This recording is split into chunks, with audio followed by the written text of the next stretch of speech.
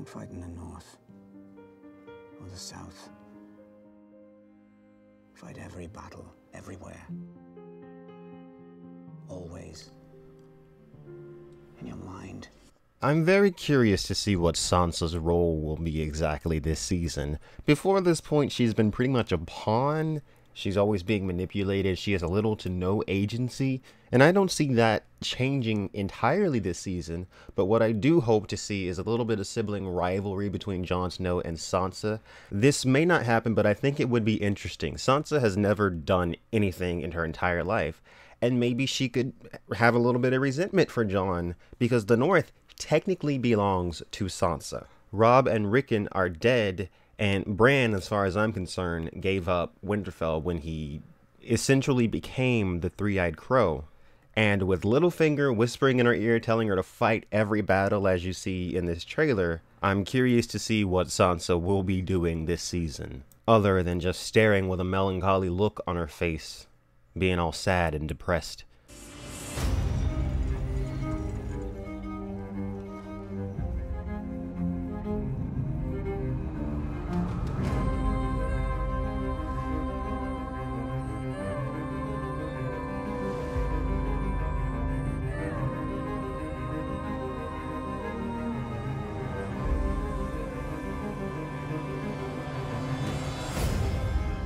So everyone's back in Westeros, and we got a lot of nefarious looks from a lot of different people, especially Littlefinger. Littlefinger is up to some crap. You know, I've said before, I think he's going to die this season. In fact, you know what?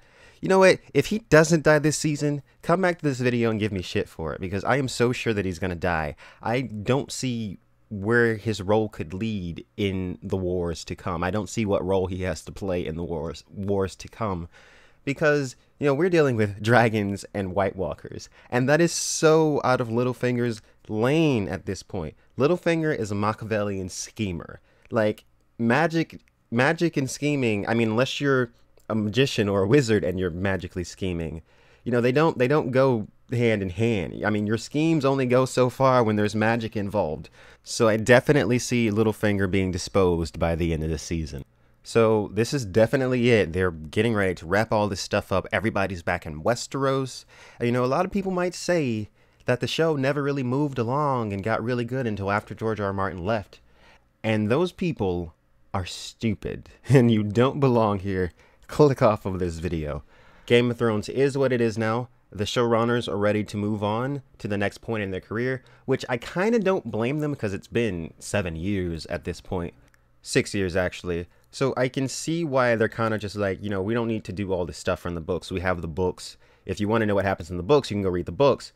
But if you want to know the Cliff's Notes version, essentially, and a cinematic version of what happens in the books, then we're going for, you know, something that's more action-oriented, more like you would see in Hollywood.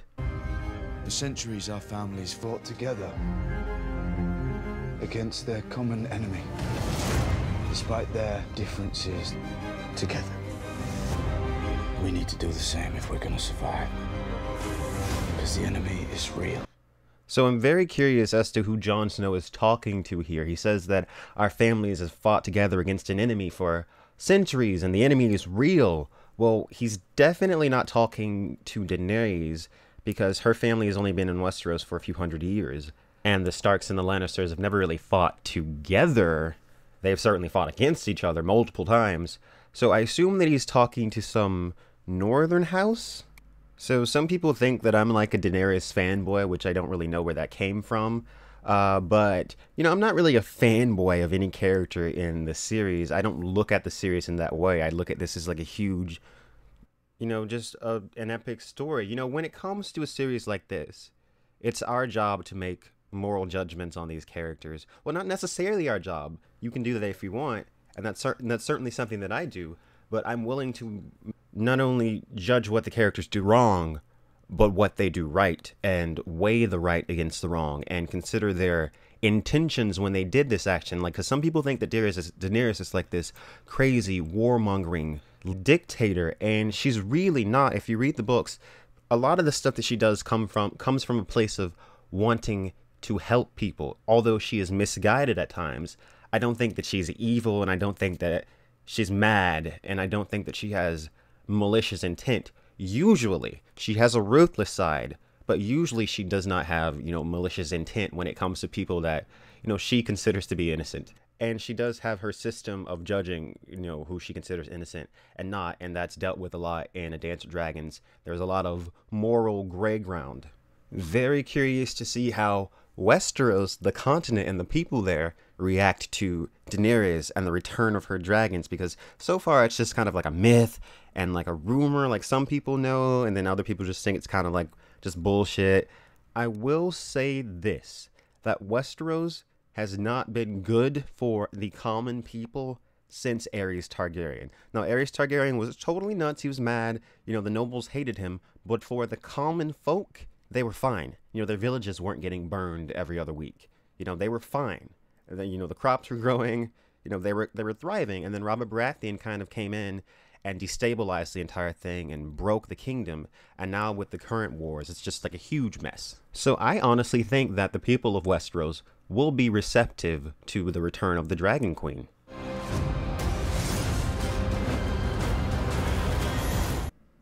This one image is so important. Let's just dissect it. You got Bran in a wheelchair, and there's a weirwood tree right there, and there's looks to be Bloodraven right there. Now, what this says to me is that, okay, Bloodraven died. Bloodraven, his physical body died. But we know that those who die near a weirwood tree can potentially live a second life through the weirwood tree. Now, either that's what's going on because Bran is right beside a weirwood tree. He's communing with the weirwood tree net, as I refer to it as, because it's like a whole net of entities, or a consciousness, a giant collective consciousness that's within these trees. And you've got millennia of children of the forest that have died beneath the weirwood tree, that are inside, in the trees, in the dirt, in the earth, as Leaf says in the books. Now, so either he's communicating with Bloodraven that way, or an even kind of creepier idea is that Bloodraven succeeded in my initial theory, which was that Bloodraven was trying to take over Bran's body because Bran is more powerful than him, and he wanted Bran's power. So maybe, perhaps, Bloodraven is inside of Bran's mind, possessing him. How about that? It's always been real. Beric Dondarrion Azor Ahai confirmed? Wouldn't count on it because he's totally dead in the books.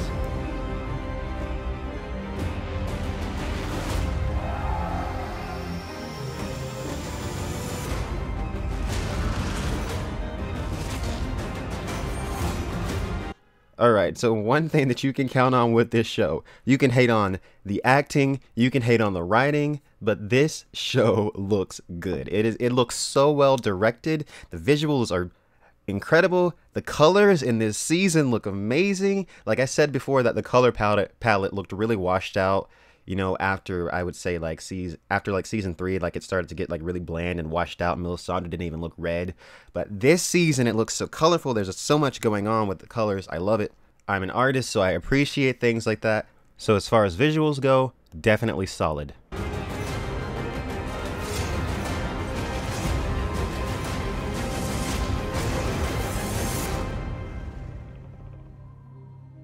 When the snows fall and the white winds blow, the lone wolf dies, but the pack survives.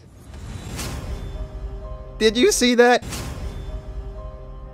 Jon Snow is that dude. That was so awesome. Like, Kit Harington, he's like the action star right now. I've all the action scenes with Jon Snow for like the past few seasons have been excellent. Like the cinematography, just the choreography, just so great. There was the battle at the wall, fantastic. There was Hardhome, fantastic. There was the Battle of Bastards, fantastic. And now this scene, just that one shot just killed me. It looks so epic.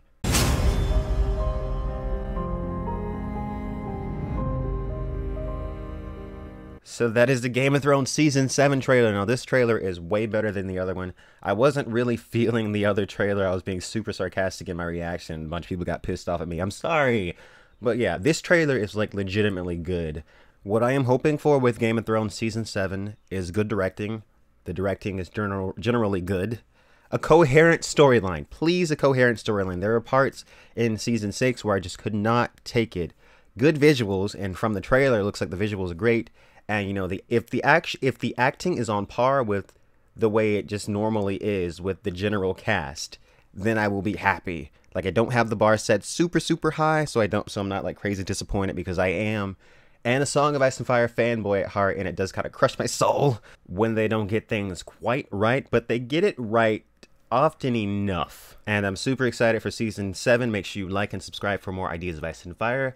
And on a final note, I will be discussing this trailer tonight at 9 p.m. EST on Tony Teflon's channel with a few other Game of Thrones YouTubers, so check out the link in the description.